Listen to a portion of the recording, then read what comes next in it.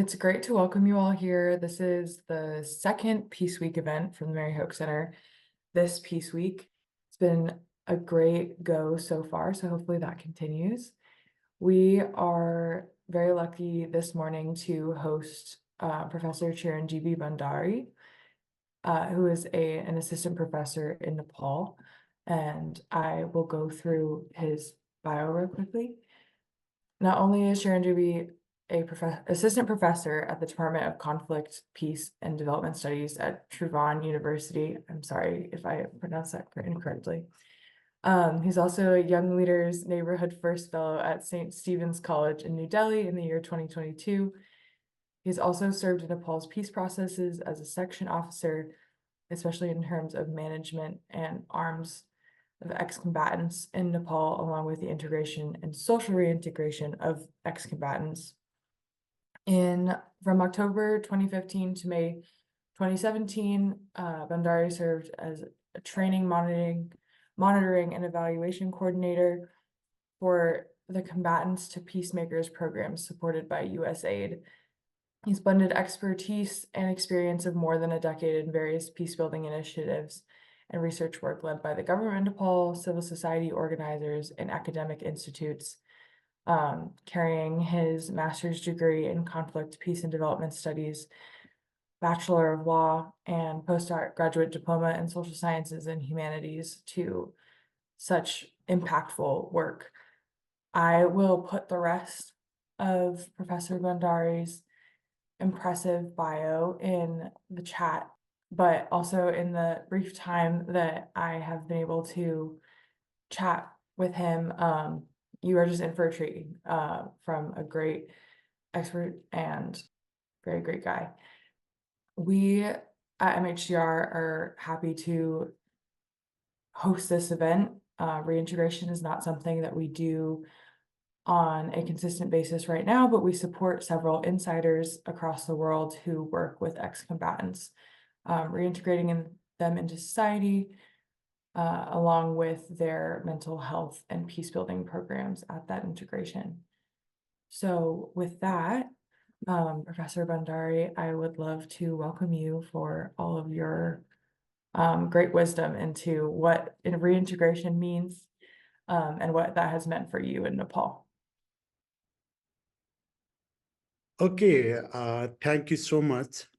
Prior to begin, I just want to make sure our presentation is visible to everyone. Thank you so much for providing me opportunity to join the Peace Week. First of all, I am grateful to George Mason University and the center, which is hosting the Peace Week. Today, I am going to talk briefly on the reintegration story of Nepal and how reintegration is done here in this country, and what could be the lessons for the rest of the world, those who are facing similar type of experience, similar conflict in the rest of the country. That will be my focus. I believe that we are working from two different geographical locations, and some of our audience might be joining from other parts of the world. So I think it is better to explain which story I'm going to present right now. Many of you might be familiar with Nepal's geostrategic location, but some people may face difficulties to understand where it is exactly. If you look at the country's geostrategic location, it is in between India and China, and our northern border is linked with China, and the east, west, and south is linked with the India. And we are in between two emerging power of the Asia. And we are in South Asia. The territory is called the South Asia.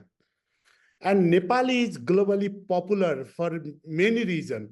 One reason is Nepal is one of the highest troops contributing country. If you look at the statistics of the UN peacekeeping force, Nepal provides the largest number of peacekeepers in various peacekeeping missions. And second thing, people, those who love the adventure, they might be familiar with the Mount Everest and all. And this country is very popular for the Himalayas. And third aspect, this country is very popular in terms of the peace studies, and this land belongs to the Buddha's birthplace, and people, those who are believe in non-violence philosophy, they are also familiar with this land. And this is also one of the very popular area. First, I will provide the brief overview of the conflict, and then I'll talk about the reintegration experience of our land. This country experienced lots of political changes in very short period of time. Even in short period of time, we experienced different political system. This country got democracy in first time in 1950, but after decades, in 1962, the partyless panchayat system was introduced. And after 30 years, democracy was restored in the country. But after the restoration of democracy, within 6 year time, one particular political party initiated the war, submitting the 40 points demand. These demands were focused on three particular areas. One was a nationality related issue, other issue was socio-economic agenda, and third was livelihood related issues. And this country experienced the conflict in 1996, and that conflict was some sort of insurgency in initial phase, and that was motivated by the political goal, but it was a insurgency. Throughout the conflict, the Maoist party formed the People Liberation Army, and in 10 years of time, around 17,000 people were killed from both sides, including government and the formal Maoist party, and we can call it as a then rebel group. In between the conflict time, there was one major milestone in Nepali politics, which was the Royal Massacre. Royal Massacre, the Saha dynasty ruled this country for nearly 240 years, and in 2001, Royal Massacre took place, and whole family of the king was assassinated within the palace. That was one incident. And the conflict, and his brother became a king. His brother became king, and the conflict was scattered into the three yams. Particularly, this conflict was linked with monarchy, Maoist, and mainstream political parties. Monarchy tried to rule directly, and mainstream political parties, those who were earlier in parliament, they were forced out to leave the government, and Maoist was waging the war. And that was an interesting conflict between three yams: monarchy, Maoist, and mainstream political parties. Two yams came in one side, monarchy was sidelined, and Maoist and mainstream party came into one coalition, and they waged the 19 days people's movement. Generally, we call it as a second people revolution in the country, where more than 3-4 million people came on the street, and they protested against the monarchy, and they protested against the direct rule of the monarch. Finally, this conflict was over with comprehensive peace accord, which was signed between mainstream political parties and Maoists in 2006 November. Since then, the conflict ended, and we started the peace process. Prior to enter into the reintegration related agenda, I just want to briefly highlight how the combatants were formed in the country. The conflict was started in 1996. At that time, that was not much organized conflict, and they started the conflict from a very small force. And in initial days, it was called as a guerrilla squad.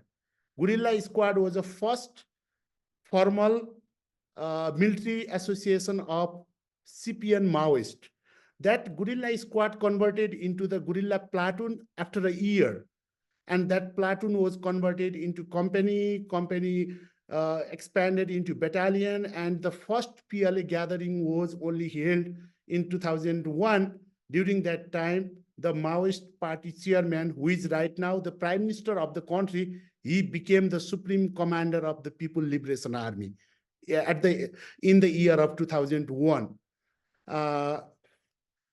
And if you look at the combatants expansion from 1996 to 2001, that was a very expansion was very limited. But from 2001 to 2006, PLA's expansion was throughout the country.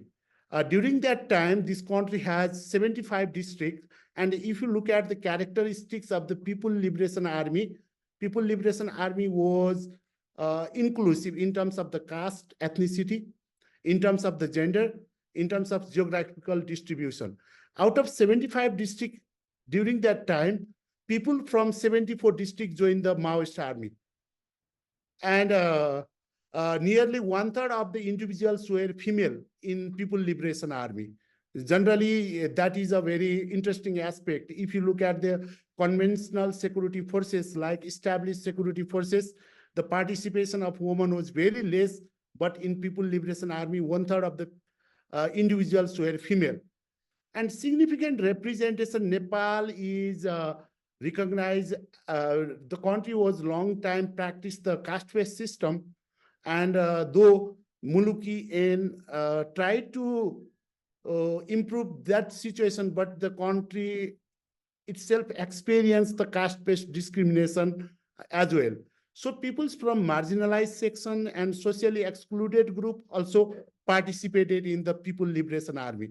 Simply what we can say is the People Liberation Army was just like similar to the national character. Peoples from hill, people from plain area, people from mountain regions, and all the ethnic group, all the caste and ethnic group, including male, female, socially marginalized groups joined the PLA. And what is the reason for joining the PLA? I will briefly summarize the particular issues, why they joined the PLA. Some of the people joined the PLA for some reason. That was their family background. For example, family supported that particular party for a long period of time. And society supported that particular party for a long period of time. That was an association of family and society towards this particular party. Second aspect was aspiration of the change. And since in 1990, the democracy was restored, people's aspirations were very high. People were expected so many things from the political system, but the political parties, those who were in government, were not able to deliver or meet the people's expectation. At that time, there was a frustration among the people. And equally, discrimination was rampant. Inequality was a major problem. At that time, people thought that if they join the new political force, they can bring change in society, they can bring equality, they can end the discrimination, and they will get economic opportunities. That sort of understanding was there during that time. And some of the people I interviewed, they said that I joined because of my friend was joining the party. That was a peer pressure. Those people, those who were in the schools and college, they joined the PLA through the peer pressure. And security force also initiated two major operations, Romeo and Kilosera, in the Maoist foothills or Maoist stronghold. In Maoist stronghold, security personnel tried to investigate the peoples, and people thought that in order to avoid the unnecessary or a repetitive inquiry from the security personnel, they believe that we are a Maoist. Whatever reason we provide, they won't trust us. So it is better to go to the Maoist. That was the reason they joined the Maoist. And some people have a revenge mentality toward the government. Some of the people joined the Maoist unknowingly. When we talk with them, even in the peace process, they said that I joined the Maoist without knowing anything. And some of the peoples in the society, family, they face some sort of torture. For example, domestic violence or caste-based discrimination, untouchability issues were rampant in the country. During that time, people joined the Maoist insurgency or as a PLA to escape the family torture and to escape the formal education system. Maoists declared the formal education system as a bourgeoisie education model, and they thought that that model of education can't create a better situation in the country. So the peoples, those who were not very fond of doing a formal education, they also found a very good escape to leave their college and schools to join the PLA. And if you look at the conflict was lasted for 10 years, and if you look at the history of the combatants, some of the combatants served 10 years in the PLA. Some of the combatants served just 1 year, 6 months, 2 months in PLA. And their role was different. Some of the people served as a commissar, that was a political position. Some of the people served as a battlefield combatants. Some individuals served as an intelligence worker, supporter. Some of the people just passed the information from one place to other place. They were considered as a messenger. Some individual work as a health staffs. All these group of people were considered as a People Liberation Army. And deployment. The country during that time was divided into 75 districts. Some of the combatants travel around 2/3 part of the land. They travel more than 50 to 55 districts. And some combatants only, their mobility was very limited, and they only travel 2-3 districts. In average, combatants travel 15 to 20 districts throughout the war. They got the training, military trainings, arms and ammunition training. Apart from that, they got very short training, 1 week, 2 week, specific training on weapon management, weapon maintenance, and the war-related training. Generally, they call the fieldcraft and battlecraft related trainings. What is the important aspect in the PLA? For example, the people with whom I interact for a long period of time, they said that the PLA was much more disciplined job for them. There is equality between commander and foot soldiers. They have a trust on commanders. They have a high degree of mobility.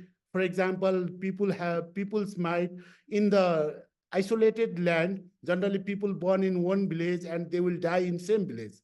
But during the PLA, they got chance to see the country. That is a mobility issue. Survival after every evening, if they have an attack, their survival was considered as a celebration. And courage.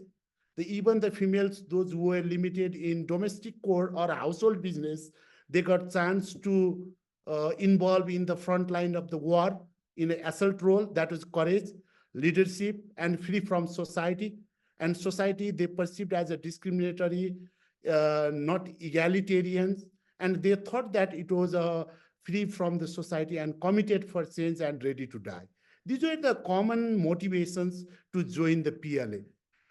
Now I will shift from what is the background to the reintegration related aspect. Prior to move into the reintegration, I briefly highlight how I, based on what information I'm going to talk about the reintegration. Particularly, I was a part of the reintegration process. So I called it as a personal involvement, interactions, and observation of the ex-combatants for a long period of time. And briefly, I can say it is an auto-ethnography. From 2010-11 onwards, I'm closely working with ex-combatants. I worked with government as a section officer, and I was responsible to communicate and collect the weapons, collect the information, and provide the command. And I worked with the NPTF, Nepal Peace Trust Fund, and I did research. And even I worked in a social organization, and during that time, I facilitated social reintegration of ex-combatants. In addition to this, I am frequently visiting the different part of the country and interacting with the combatants from 2011 to the present time. Based on that, I'm going to talk about the reintegration related aspects. Generally, all of us very familiar with the reintegration, why we need to do the reintegration. In terms of in post-conflict combatants and arms and ammunition management, generally we talk about the DDR and SSR. And reintegration is the last word, the last letter of the DDR. And reintegration is conceptualized as a process of DDR theory by which ex-combatants convert their identity from soldiers to civilian and transform themselves into the society, transforming themselves and views of surrounding civilian society. They not only transform into the society, and they will be able to transform the views of the civilian people, those who are living in the nearby. And United Nations defines social reintegration as a process that takes place mainly in local communities. And reintegration has largely been interpreted in terms of former combatants gaining acceptance by their families, local communities, or in terms of their capacity to participate in civic and community life. Likewise, reintegration include multiple processes where ex-combatants go through various stages, reconnecting with family, friends, various communities. This complex process helped to build the trust and increase the confidence among the former belligerent or ex-combatants as co-citizens so that they can fully included into society. What were the foundation, how we make the peace? Prior to talk about the overall process, I will talk about the legal document which facilitated to reintegration process. For example, in 2005, there was an agreement between the political group, seven-party political alliances and CPN Maoist. That agreement was signed in New Delhi. It was India's capital city. And they had a 12-point agreements to move ahead. And based on that, other peace-related agreements were further developed and signed on respective years.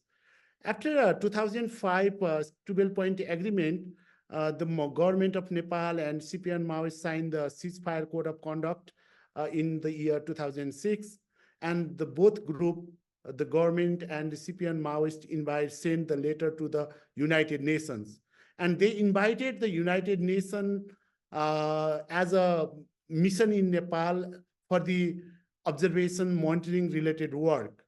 And the UNMIN worked from 2007 to 11. United Nations was directly involved in Nepal's combatants reintegration and integration related aspects for the 4 years from 2007 to 2011. In 2006, one major founding agreement was signed between government and CPN Maoist, which is called Comprehensive Peace Agreement. Based on that, other process was moved ahead. In terms of integration and reintegration, one of the major legal agreement was agreements on monitoring and management of arms and armies, which was signed in the same year, 2006, and that was mostly directed to the management of the weapons and combatants management related process. And the earlier constitution was not accepted by the former rebel group or the Maoist, CPN Maoist, and the CPN Maoist and political force joined each other and they promulgated one constitution. That was the interim constitution. Based on interim constitution, they hold the Constituent Assembly election in 2008. That interim constitution also has a clear provision related to integration and reintegration related aspects. But finally, 7-point agreement, which was a major milestone that materialized the overall integration and reintegration related aspects. And how we did this process? This process was started in 2006. Conflict was over. After the conflict was over, first thing was done by the United Nations was cantonment setup. And the United Nations set up 7 main cantonment and 21 satellite cantonment in the month from February to March 2007. Then UNMIN monitors were deployed in 7 main and 21 satellite cantonments for the monitoring of the arms. They registered the weapons, they registered the combatants, they verified the combatants, and that process took nearly a year from February to June. February to December, they completed all this work. They set up the cantonment, they collected the weapons, they registered the combatants, and they verified the ex-combatants. When they registered the combatants, the number was above 30,000, but during the time of the verification, this number declined, and it was 19,602. And based on the interim constitution, there was one political structure to provide the directions for the integration and reintegration related work. And on the leadership of the Prime Minister, there was a cross-party constitutional mechanism was established. That was a constitutional provision based on the Article 146 of Interim Constitution. A special committee was established, and that committee also established the technical committee as a supporting team.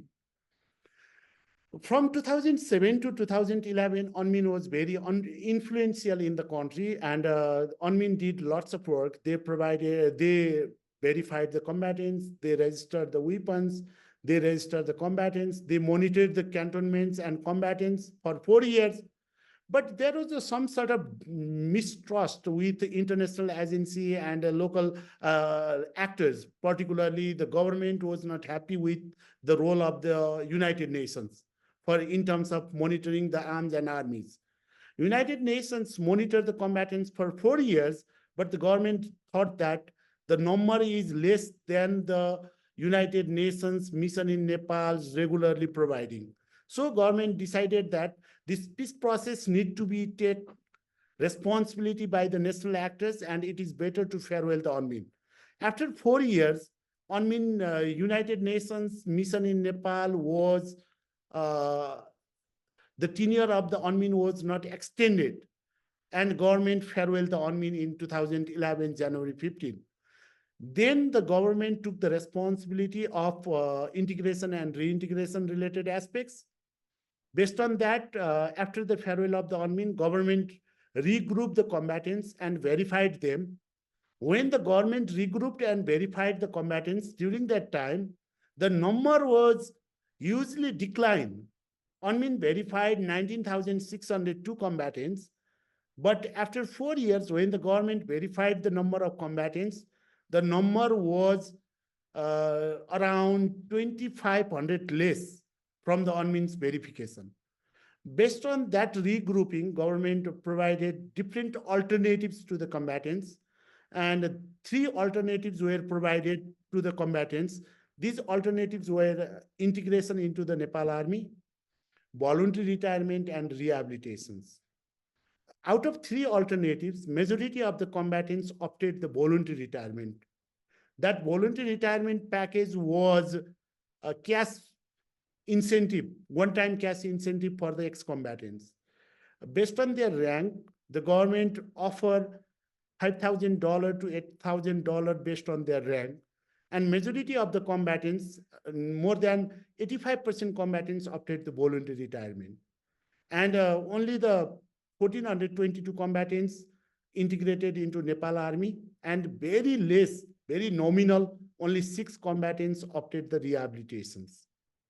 This figure, fact and figure, shows that when the combatants were integrated, registered by the UNMIN, the number of the combatants was 32,250. Then UNMIN verified the combatants. That time, the number of combatants was 19,602. And 8,640 individuals were absent during the verification process. Out of 32,250, 4,008 people were considered as verified late minor recruits, which we call the child soldiers right now. And the number that issue has not properly dealt so far. And when the government verified the combatants again in 2011 and 12, total missing number of combatants was 2,456. And only 17,052 combatants participated in update and regrouping process. Out of them, 1,422 combatants opted integration, 6 combatants opted rehabilitation, and 15,624, large number of combatants opted the voluntary retirement package. Why the combatants chose the voluntary retirement? We need to understand the particular context as well. Since Maoist party was very unified during the time of the war, that was not similar experience during the time of the peace. Maoist party was consolidated as a one specific entity in the time of the war. But in the peace process, political payoff and political interest and their involvement in the government, that divided the party. And there was a clear differences between 2 groups of the leaders in Maoist party. When the 7-point agreement was signed in 2011, that time one group of the Maoist leader thought that that was completely sense of injustice or humiliations to the combatants, those who fought the war for 10 years. And some of the commander also, when they came into the cantonments and the peace process, their real character was overseen, and they also took the similar approach like other ordinary peoples, and nepotism of the commander was visible, and combatants thought that getting a cash package was a good, and the integration process is still uncertain, and if I decide to go in integration, army might take revenge of previous war. That sort of thinking the combatants perceive in the time of the reintegration. And some of the individuals, those who were really wished to join the integrations, they were wounded and they were not able to join the integration. And in terms of setting the standards of the integration, Nepal Army, the 7-point agreement decided flexibility only in three aspects. First aspect was one level of education was exempted. For example, if ordinary peoples, those who wish to join the Nepal Army, they need to complete 12th grade educations for the second lieutenant or the officer. But the combatants were able to join with 10th grade education. One level of education was exempted for them. Generally, in order to enter into the army, individuals should not have merit status, but the combatants, even their merit status was not problems to integrate into the army. And the age bracket, generally in our country, from 18 to 24 years, individuals will get chance to join in army. And the government provided 3-year flexibility for them. Age, education status, and marital status was exempted for them. But despite all these exemption, their education, age background, and other background were not much supportive to join the army. And mostly the war was ended in 2006, and people started to live in cantonment from 2007 to, and it was continued till 2012. During that time, majority of the combatants, former rebel, they got married in the cantonment period. And the females, those who were the warrior earlier, they were pregnant and they have a kids and they didn't get chance to integrate. They thought that they need to divide the clear work division. If husband choose integration, the female in the family were automatically forced to opt the voluntary retirement. That also helped to increase the number of the voluntary retirement. And aspiration, why they choose the voluntary retirement is basically they were struggling for the freedoms, and they considered voluntary retirement as in line with their aspiration of freedom. They were fed up with the military professions. They served in the military for 10 years, stayed in cantonment for another 6 years. And some of the peoples aspire for politics, business, and education or family reunion. These factors also contributed them to opt the voluntary retirement. In their perception during that time, when we interviewed them, they said that the rehabilitation option was less attractive in comparison to the integration and voluntary retirement. So they opted the voluntary retirement process. Look at the timeline. The conflict was started in 1996, and those who were involved as a PLA, they served in conflict for 10 years. That was the period from 1996 to 2006. It was a decade period. After this, they spent their 6 years in the cantonment and return in society or the military only after the 17 years. And this process from society to society, generally it took 17 years for the peoples to get back into the society. What was their assumption during the time of the war. For example, prior to 2006, during the time of the war, their aspiration was ideal society. They were thinking only two words, either to death or the emancipation. They were highly dedicated, highly motivated for the change in the society. And their slogan was either to death or emancipation. Either they live a dignified life after the end of the war, or they will die during the war in order to escape the cowardice life. That was their assumption. But when the Comprehensive Peace Accord was signed in 2006, the combatants' assumption was slightly changed. They assumed to be settled into the security forces or paramilitary organization in similar rank, at least in the period of 6 months to a period of a time. Generally, in our Comprehensive Peace Accord, it was clearly written that combatants will be integrated into security force or society within 6 months of time. They thought that that will happen. But it was not happen in line with the documents that was written in the Comprehensive Peace Accord.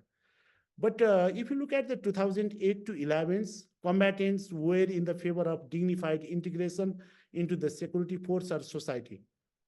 Debate was unsettled at the political level, and there was no clarity on what will be the norms of integration, what will be the modality of the integrations, what number will be integrated into the security forces, and how to rank harmonize of the PLAs into security agencies. That sort of issues were unsettled issues at the political level.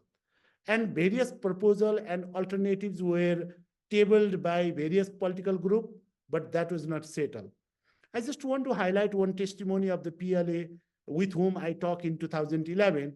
He was working in Situation Center, and he said that I am a battalion commander in a PLA with experience of 20 around battles throughout the Maoist war. My position is equivalent to the colonel of Nepal Army. Immediate after the decision at the political level for integration and reintegration, I will join State Security Force as a battalion commander with my PLA team and will serve as a professional security officer in National Army.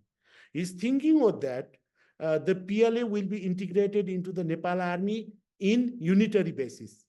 He was a colonel or first-class officer in People Liberation Army. He thought that he will join the first-class officer in the military. That was his assumption, even in 2011. But in 2011, November, there was one agreement, 7-point agreement between 4 political parties, and that materialized the integration and reintegration related aspect. That agreement was perceived as an achievement for one group and perceived as insulting, dehumanizing, and discarding the glorified history of the war for other group of the Maoist party. That also contributed the polarization among the ex-combatants, as well as that contributed to the polarization of political leaders of Maoist party as well. In 2012, the assumption was quite different than 2006, 2007, 8, 9, 10. They thought that society, when they were supposed to reintegrate into the society, they thought that society is their safe land. They considered themselves as a people's army and society as their place of ease for them. They realized transformed nature of the society and openness toward the intercaste marriage. Those people who were involved in the war to end all kind of discrimination, and they did lots of intercaste marriage during the time of the war, and they thought that likewise the individual society also being a progressive. But politics, they thought that they were very hopeful to the party politics, parliamentary politics, and they were in the for or against of the second round of the constituent election. And some of the peoples started to mistrust their leaders during that time. And they never thought that skill is very important for their livelihood and their future life. Skill was considered as a less priority in 2012. Realized themselves as a very skillful person, since they for the war in 50-20 battles, and they realized that military skill is sufficient to do everything. And integration and reintegration alternatives, they were some sort of fear with the Nepal army. They thought that Nepal army is very professional. If they enter into the Nepal army will deal them on their previous antagonistic perspective. That sort of unclear image was existed among the combatants during that time. Rehabilitation was considered as a useless for them, and voluntary retirement was realized as an instant options to get free from the cantonments. Cash amount offered to them was perceived as somehow attractive package during that time. During that time, I was involved in a research also, and I was collecting the perception of the combatants. And I asked one question: do you think that it is difficult for you as an ex-combatant to integrate into the society or community? It was asked to all the ex-combatants. Around 1,000 combatants were participated in this survey process. Little less than two-thirds, 65% thought that it is not difficult for ex-combatants to integrate into the society or community. Proportion of those who thought very difficult was just 4%, followed by difficult 9%. Around 1 out of 5 respondents feels somewhat difficult, 22%. It was a clear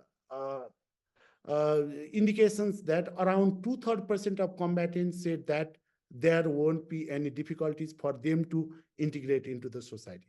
But what was the reality when they left the cantonment, and what was the situation they face in the community? I'll briefly discuss on that particular agenda as well. If you look at if you try to find out the reintegration realities, we need to accept that a systematic record of social reintegration of ex-combatants lacks at both government and non-governmental sector. When the combatants left the cantonment and integrated into the society, since then, government and any other civil society organization left to follow the ex-combatants, and they don't have a particular specific informations. Limited number of senior and middle range ex-combatants have the benefits of the position. Some of them became a chief minister, some of them became a member of parliament in federal and provincial government. Some of the individuals became elected representative at local government bodies and ward committees, and so they are settled in middle level position in party structure. Majority of them are active in social and political and economic activities. Combatants are running small business like poultry farming, pig farming, small grocery stores, small scale cottage work, tea shops, knitting, weaving, driving jobs within the country, and engage in overseas. And if you look at the statistics, 10 to 15% combatants are actively working in Middle East and other parts of the world. And other side, that is a very bright side of the reintegration. And if you look at the dark side, the assumption, whatever the assumption they took from 2006 to 2012, that converted into difficulties when they integrated into the society. Reintegration, social intermingling became difficult to the combatants, since the combatants, those who waged the war, they were left their society, and they were forced to kill, torture the community people during that initial days. And it was very difficult to go and settle in same community. And some of the combatants, they did intercaste marriage during the time of the war. And they thought that society is much more progressive, but the society's progress was less in comparison to the individuals' proactive or progressive thinking. A number of ex-combatants were unskilled, unemployed, injured, physically challenged, and living as a dependent and neglected citizens as well. And if you look at the foot soldiers, they have strong frustrations among the ex-combatants, and they are frustrated with the politics.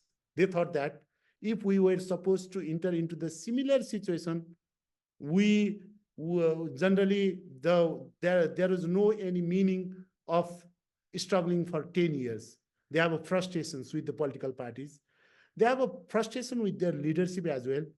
And they have a strong frustration with the party's tendency of splitting and getting unification with other political party for the sake of the power in the government. And they struggles, they do hardship for livelihood, they do hardship for the education of their children. They have lots of medical problems, as well as they are lacking the decent living condition as well. Some of the peoples, those who are associated with splitting group, splitter group was led by the Biplab, and that group has a more sympathy of the combatants and combatants right now. And nominal number of ex-combatants are isolated from the party politics. They don't want to talk about the war, and they don't want to talk about and make a comments about their party leaders and party politics. Limited number of ex-combatants settle in unregistered land, riverbank, as well as the flood-prone areas, and they are vulnerable to the natural disaster as well. And some combatants, they opted the intercaste marriage during the time of the war, and they are facing problems to resettle in their family. And I have noticed couple of his stories, a couple of incidents, and couple of example of family disintegrations of combatants because of intercaste marriage. And the next questions we asked during that time, it was in 2013, ex-combatants, primary foot soldiers are dissatisfied with the party leadership. And reason of dissatisfaction was agreement in undignified integration of PLA, agreed for cash package, party split and merger with CP and UML, negligence for voluntary verified late minor and recruit combatants and wounded people, and negligence for unemployed combatants, misuse of the PLA funds during the cantonment time, and back to their life existing social reality. Because of these reasons, foot soldiers are dissatisfied with the party leaders. And I asked the questions to them. If you consider the 4 different stages of your life, which was most memorable or most happiest stage in your life, majority of the combatants said that during the war was the most happiest time in their life. And second, they said that before the war was the second happiest moment. They realized that cantonment life was third, and reintegration into the society was the least one.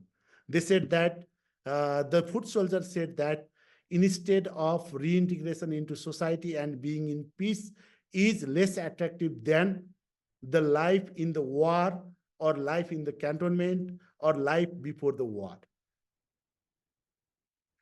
And I talked with the foot soldiers, and where they said, what is a story? Then they said that when the conflict began, we chanted, death is better than humiliation. But when we came here, we realized that we left death to live in humiliations. Some of the people think that some of my colleagues already lost their life during the time of the war, at least they declared the martyr, but we left the death to live into the humiliation. That's the story of the foot soldiers, those who are not getting privilege from the party, privilege from the political payoff, and they are considered as unsung heroes or conflict victims. And what are the common challenges of social reintegrations? Basically, social, political, and economic aspect. In all 3 aspects, we have seen lots of problem of reintegrations. And in one phase, it was very problematic to transform the identity. For example, from 1996 to 2006, they were rebel. Later, after the comprehensive peace accord, they considered it as a peace seeker. During the time of the war, they were considered as a war heroes. And right now, they are considered as a urban poor. Shifting from one identity to another identity very rapidly, one after another, was very challenging. And that identity transformation also taking place and somehow imbalancing their life. And if they remember their past, they have a heroic past, and dramatic change and unenvisioned responsibility in family and social life. Teenage to mature adult with children. Majority of the combatants, those who joined the PLA during the age of 18 to 25, during that time, their average age was 18 to 25. Right now, they are considered, they are in the range of 35 to 40. They have kids, they have responsibility. They are considered as a mature individual in the society, and they don't have skills and enough livelihood alternatives and options. They don't have a skill. Very few individuals have skills. Their formal education is less. And they got 5,000 to 8,000 US dollar as a voluntary retirement amount, but that amount was not much to start the entrepreneurship and to create the job. And as you know, this is not only the problem of the combatants, that is a problem of all the Nepali citizens. Weak social security and insurance system also contributing negatively impacting to the combatants as well. And some of the combatants still bear the wounds, bear the guns in their body, and they are suffering with trauma. They have health problems, other psychosocial problems. And in politics, politics is expensive everywhere, but they have a strong ambitions to become an elected representative and to serve as MPs, or they want to serve as a minister, they want to serve as a mayor, deputy mayor, but politics is very expensive, and expensive politics also leaving them to some extent behind, to think that they have a very less resources and they can't succeed in the politics. So they consider they have a lack of legal and administrative knowledge as well. One aspect I will now I'm going to end very soon. Prior to end, I will briefly talk about the economic aspect of the reintegration. If you look at the DDR-related aspects, generally the UN or any other donor agencies provide the supports for the disarmament, demobilization, and reintegration related aspects. But international donor community thought that majority of the combatants will opt for the reintegration or rehabilitations. But the situation of Nepal was completely different. Then the government decided to provide the cash to the combatants as a voluntary retirement scheme. During that time, I was a witness, and I also participated in interaction with international community and all. They said that it is not a wise idea to provide the cash to the combatants. They said that there is a clear link between cash, combatants, and gun. So the society might lead into another form of violence. So it is not better to provide the cash to the combatants. But the government already decided to provide the cash, and the Maoist party was not in the positions to withdraw their decision. So donor refused to giving the money to the ex-combatants. So the Nepal government provided the voluntary retirement budget, 8.3 billion voluntary retirement budget to the combatants. That was a national treasury amount. And the total cost of the management of the army was nearly 20 billion Nepalese rupees. They spent during the time of the integration and reintegration and monitoring of ex-combatants. Some of the lessons that we learned from Nepal is, generally people call that Nepal peace process is unique. Why this peace process is unique?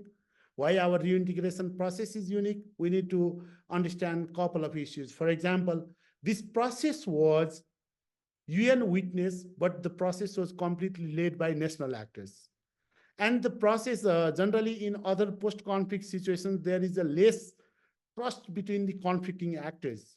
But this process was, since very beginning, the conflicting actors came into the negotiation table and they came into the agreements.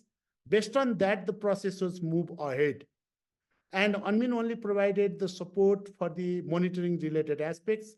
And later on, UNMIN came into the minor controversy, and the government decided to farewell the UNMIN, and it was done by the government.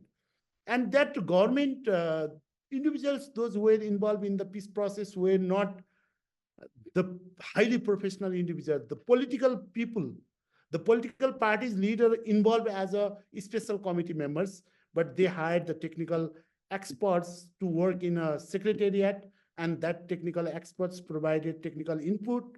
Based on that technical input, the government was able to properly monitor, properly supervise, properly integrate, and properly reintegrate the ex-combatants.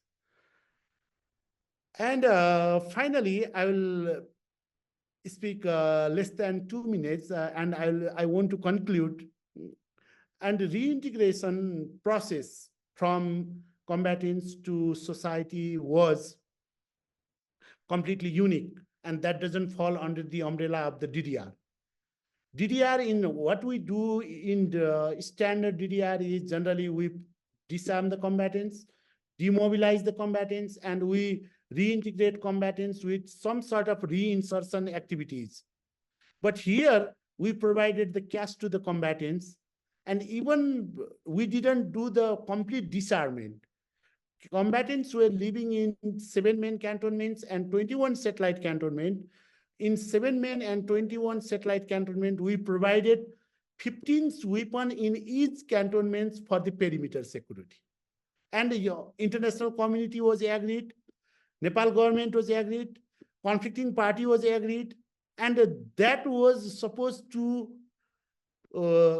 consider as a disarmament process. That was not a disarmament. And combatants were partly disarmed, but they had weapons. 15 weapons in each cantonments, and the total number of cantonment, including main and satellite, were the 28 cantonments. 28 cantonments and 94 weapons were taken as a VIP security for the Maoist leaders' protections. And these people were taking the small guns, and they were traveling on the street, and they were providing the security to the Maoist leader. That was not a complete disarmament. And demobilization is a process. Generally, we call that. We need to detach them from military to the civilian. But the peoples, those who had joined the later phase of the war, they got military training during the time of the cantonment. Some of the peoples understood the term, military term, like fieldcraft, battlecraft related issues when they were in the cantonment. And that was not completely demobilization. That was neither the break of the formal command, of the formal chain of command break. That was not a proper demobilization. And reintegration aspect, we did a voluntary retirement rather than reintegration. This is how the Nepalese peace process was political imperatives rather than social imperatives. It was politically agreed, technically led process, and generally people call it as a unique in terms of providing the cash package to the combatants. Most of the combatants utilized their money in purchasing a plot of land, construction of shelter, small business, medical treatment, education of their children, agricultural work, foreign employment. And generally, one of the doubt of the international community was, if we provide the cash to the combatants, it will lead another form of violence in the community, but that didn't happen in the country. Combatants best utilize their money in productive way. They either bought the land, they run the small business, they went for the medical treatment, they provided the school fee, college fee of their children, or they use that money for agricultural work or foreign employment related activity. Only the nominal number of ex-combatants, very less than 50 combatants misuse their cash package in luxury goods, mobile, motorbike, alcohol consumption. But they are scattered throughout the country and mostly settle across the east-west highway from east to western Nepal. And if we look the integration and reintegration related aspect, the combatants who were dignified position in government and party politics, they believe their achievement as an impact of successful reintegration.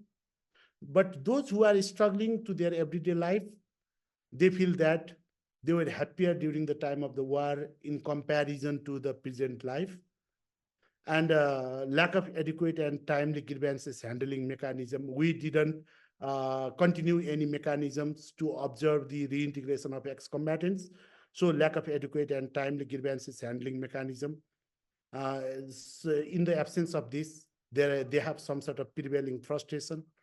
And if they get a proper agency, they might they might reflect their grievances in one or other form.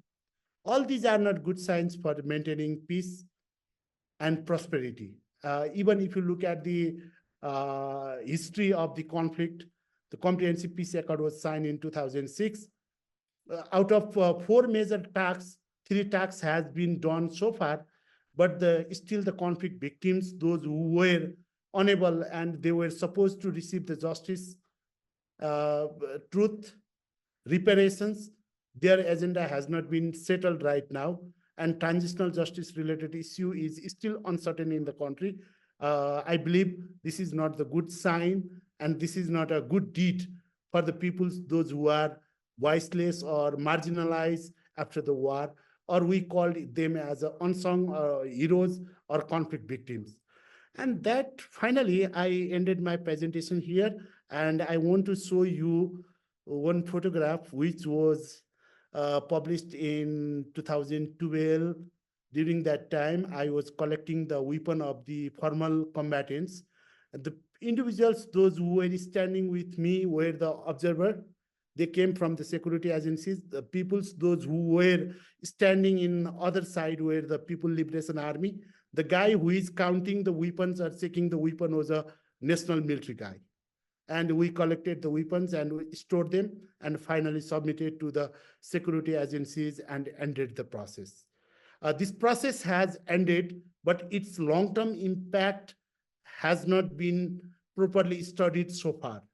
That is the situation, and I want to say that these types of integrations might have a positive unintended consequences, but we never know if it goes in negative direction. What will be the further situation? It is still uncertain. Thank you so much. Thank you so much. That was such an insightful presentation. I'm learning. Before we started the session, I was telling Chiranjibi that I feel very uneducated about Nepal. And so I finally feel somewhat educated about Nepal and what has happened there. Before we start, hopefully grabbing some questions from the audience, if you have any questions, please feel free to put them in the chat. This is a very light touch question, I guess. But if you were called to help consult with a new reintegration process in Nepal, what would your first step to address some of the challenges that you have talked about? Actually, not only on focusing on ex-combatants, we need to complete a major aspect of the peace building, which is a transitional justice related aspect, is still uncertain in the country. And in transitional justice related issue, we need to address the issue of the combatants, those who were wounded, those who are facing difficulties in their everyday life, and those who can't survive without support of any individuals. And they are considered as a needy people. Their their everyday livelihood related issues and the educations and the health related facilities, to some extent, the reparation related agenda need to be dealt by the government, not particularly to the combatants, in general for the conflict victims, or in general to the marginalized and other section of the society as well. If we can do this, that will facilitate the proper reconciliation to the people in the country. For example, we are claiming this peace process as a unique, and we are celebrating it as a great achievement, which is done by the national actors. But if we are not able to address the grievances of even the small number of people, that grievances may expanded in the days, month, years, and that might take the bigger shape, and that will dismantle the peace. And again, we need to be in the situations to aspire for the negative peace. Thank you. Yeah, that is so complicated. You brought up something else I was going to ask about. You talked a lot about this like version or like this view of success by former combatants being kind of stratified, with officers being much happier in like current situations than maybe the average foot soldier, and how this may have been contributed to by either the caste that was created by the government or other factors. And it brought in kind of questions, of course, from MHCR on there was an insider-led like government decision that sits within the current culture. And then there were outside influences that wanted something different and then pulled donor contributions, right, during the Right. process. How it brings up this challenge of outside support and finances versus what would work in the community. And it seemed so important that the Nepalese government stepped in and at that point and provided some economic opportunity for the voluntary retirement that came out of the treasury. How what do you think about the balance between like locally and culturally led integration with the like possible need for outside resources? And what do you think is the biggest lesson for how Nepal balanced that? Actually, you raise a very pertinent issue. For example, why I talk about the assumption of combatants from 2006 to 12. My intention to discuss the assumption of combatants from 2006 to 12 was to describe their thinking during that time. For example, they were fresh. They ended the war, and the Maoist Party became the largest political party in 2008 election. And the supreme commander of the PLA, he became the prime minister. Maoist party chairperson became a prime minister, and they thought that society is completely transformed, and they will get everything. They need not to get returned into the similar structure. Society is somehow progressive. They will get economic opportunities and all, and they consider it skill as a less important aspect in their life during that time from 2006 to 12. If they were aware about the need of the skills for their long-term livelihood opportunities, what could be the most effective mechanism is if the international communities were hesitant to provide the direct cash to the combatants. At that time, the government best utilized their money to provide some sort of incentive to the combatants. How we can link the international community is international community can work directly with ex-combatants in terms of providing some skills, and that skills might be effective for them to generate their income, generate their livelihood opportunity, they open their livelihood opportunities in long run. That aspect was missing in our reintegration process. If any other post-conflict countries, they are going through the similar experience and they are doing the reintegration related aspect following the DDR standard, it will be better to incorporate the skill related aspects since the former warrior, they don't think skill is most important during that time. But now I realize that war was over in 2006, and right now we are in 2024. It's already been 18 years. And being an observer and closely working with the combatants, I realized that without proper skills or educations, it will not wise to lead them into the society. That's really interesting. We have a couple questions in the chat, so I just want to make sure we get to them. Leah has asked, has there been any distinctions in reintegration programs for child soldiers versus adults? And if not, do you think such distinctions should be made due to their different needs? Okay, this question, has there been any distinction in reintegration program for child soldiers versus adult ones? If not, do you think such distinctions should be made due to their different needs? Actually, one of the weakness of our peace process was we never took the child soldier as a part of reintegration process. The government, the UN verified the combatants in 2007. During that time, the number of combatants was 32,250. In second phase, they again verified the combatants, and eligible combatants to live in the cantonments were only 19,602. And 4,008 combatants were considered as either verified late minor recruits, and that was dealt by UNIRP. And United Nations dealt with the voluntary retired combatants, and they introduced one rehabilitation program, which was called Integrated Rehabilitation Program. That program was not quite success in our country. And still the child soldiers, they are raising their agenda. And they said that the other individuals, those who were the part of the conflict and served as a PLA, they got some sort of reparation funds, some sort of compensation, some sort of settlement package, but they didn't get anything from the government. That is their grievances right now.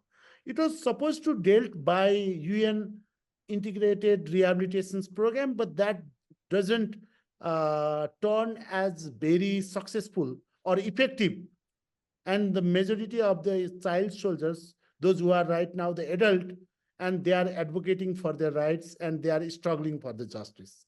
And I believe that there should be the distinction, and their needs need to be dealt differently, since the category of two group, adult and child soldier, is completely different. Yeah, that was a great question and a great answer. We have another question from Kishore. Why was the engagement of UNMIN viewed suspiciously by the political parties, despite the fact that it was them who invited them to assist in the major aspect of the peace process? Do you think it would have resulted differently in the reintegration if UNMIN mandate was renewed? It is very interesting, and it was supposed that when there was a trust deficit between the conflicting parties during the initial days of the peace process, they thought that a neutral third party was need for them. Based on this condition, government and Maoist party invited the UN to register the combatants, count the weapons, verify the ex-combatants, set up the cantonments and all. Then the political parties were not able to reach into the agreement for a long period of time. This peace process, the integration and reintegration related aspect, was supposed to end within 6 months, but it was prolonged for years and years. Comprehensive Peace Accord signed in 2006, until the November 2011, there was no any proper agreement among the political parties in terms of modality of integration, reintegration, voluntary retirement. During that time, some of the combatants, those who were lost their passions, and they left the cantonment. And UNMIN was not in the position to verify the combatants all the time. UNMIN reported the statistics to the government by saying that 19,549 combatants are still in cantonment. But the government was aware that the number of combatants was declining from the cantonment. That time, UNMIN's reporting and government perception was completely different. That created the mistrust with the international community. And UNMIN political parties apart from Maoist, thought that Unmin was taking a side to the former rebel group, and they were never saying the right statistics to the government. That sort of thinking came into their mind, and all of a sudden they decided to discontinue the mandate of the United Nations mission in Nepal in 2011, and they farewell the UN and took the responsibility by the national actors, and that was later on carried out by the special committee. And that mistrust came from the statistics. That was a simple mistrust, and that led to the bigger form. And without any unpleasant, unhospitable situation, political actor decided to not extend the mandate of the Unmin. Then Unmin left from the country, and they took the responsibility. That was the story. Thank you. Yeah, wow. This has been a really great session. Thank you so much, Chiranjibi. We're at time, so I want to make sure we're respecting everyone's time. Thank you all so much for joining. I'm gonna throw some of the resources that Professor Bhandari has shared in the chat if anybody wants to read more from what he has written, or just on what reintegration looks like in Nepal. Yeah, thank you so much. Thank you. Thank you so much for providing the opportunity.